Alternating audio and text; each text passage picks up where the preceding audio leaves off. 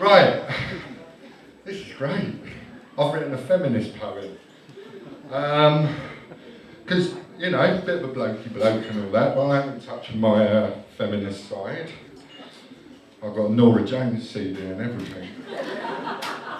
This is called Dividing Assets. He went home and confessed his infidelity. She seemed to take it quite calmly. So they went to bed and she said, I still want you. Shall I do that thing you like me to do? Yes, he replied, eagerly and without pause. And now, whenever he goes to the gents, he feels the need to explain he lost half of everything in the divorce. Thank you. Yeah, feel free to clap.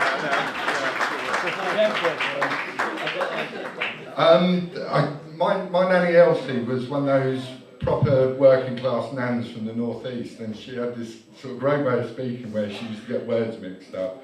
When she moved out to London, she said, oh, we've got a lovely Indian family next door, and oh, they look so beautiful in their safaris.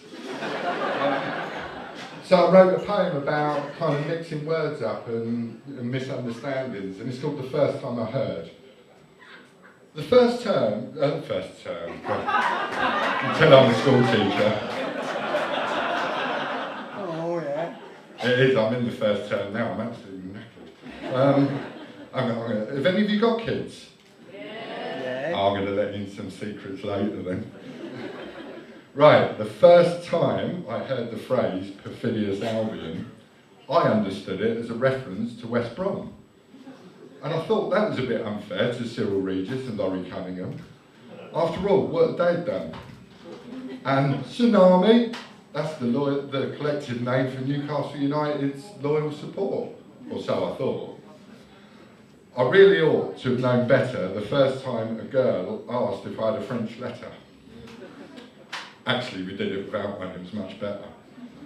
You see, euphemisms, homonyms and phonemes, slang, dialect, jargon and synonyms can present the unknowing with a minefield of double meanings. For example, homosexuals aren't men and women who have coitus at home. And apparently, a metronome is not a small man who works on the Parisian Transit Underground. Muffin the mule is not an animal-related crime. And as it happens, pigeon fancying and dog loving are both fine. I was very confused the first time someone asked if I wanted to do a line. When she put the white powder on the mirror, I thought it was to give the glass a proper shine. Cottaging has nothing to do with thatched roofs and ivy-coloured doors. Dogging doesn't mean a nice walk with a Labrador. Vanilla isn't always a flavouring for custard or ice cream. And finally, if someone offers you a golden shower, then my advice is double check what they mean.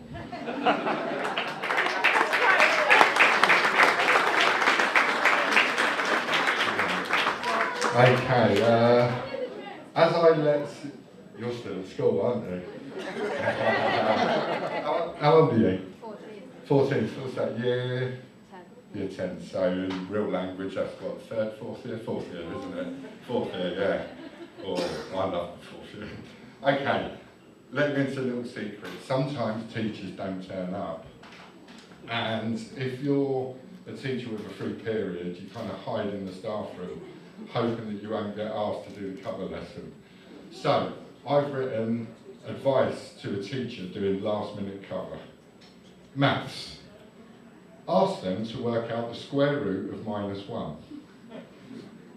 English. Tell them there's a spelling test and read out words like particularly, extraneously, and equilibrium. Geography. Ask them to identify and classify cloud formations. Sociology. Discuss in pairs what are acceptable and unacceptable crimes in relationship to the postmodern paradigm. Physics. Do a real-life experiment on Schrodinger's cat. And if covering biology, then repeat that. Media studies. Stick a film on. Get a glass of water down to the front, that'd be great, cheers. I do sound like a prima donna. I put on my rider that I wanted my own horse whisperer. Right, I had like a really nice idyllic 70s childhood, and then the 80s happened, and so did my teenage years, and it all went a bit peaked on. But it's funny, I'm going through this kind of 80s sort of, I don't know, nostalgia at the moment, and I don't mean that kind of retro ironic thing where you all get dressed up and you go to a concert with two of ABC. Really, actually, I miss that kind of feeling of almost revolution that we had. And every day I wake up and I hope that the woman this poem's about is dead. But unfortunately, she still walks the earth. This is called The Iron Lady, Rust in Peace. In anticipation of the eventual demise of Thatcher, my notification of my contempt for the milk snatcher is a t-shirt designed for just this event. On it is a picture of her grave. Above that, the word, writ large, dance floor. For it was my intention to rave on that metaphorical plot of land, my feet dancing to the repetitive beats that she tried to bang. Locked out of heaven, she will be in purgatory for an eternal time, reflecting on her callous decisions to close down mines, the steelworks, the shipyards, and all the places that gave working men their identities and allowed them to hold high their faces. In my mind, I see her at the gates of hell, arguing with the devil, who will yell, "Go away, you can't come in," and she will demand, "Why not? I did your work in earnest." The devil will shake his horned head and shout, "Because you're not closing down my furnace."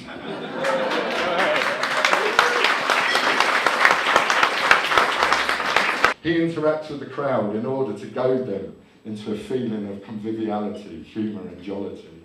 Moving around the stage, he builds a rapport by making postmodern and ironic observations about the everyday machinations of day-to-day life. Like how he only pays a tenner for a haircut, which is 8 times cheaper than it costs his wife.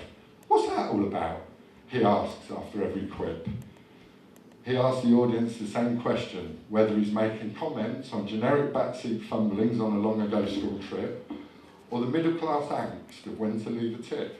"What's that all about?" Again, he asks and he asks and he asks after a well-thought-out spout about how you never see Spangles anymore, or anyone under 60 carrying a tartan flask. "What's that all about?" The question never wears thin, as he involves the audience and cajoles them to join in.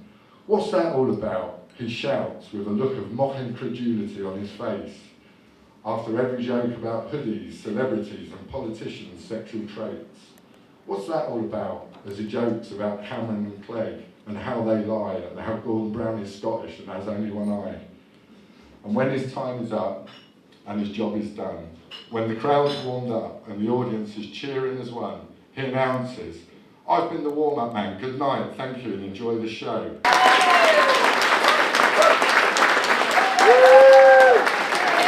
Get it, kiddo! You should have done it naked.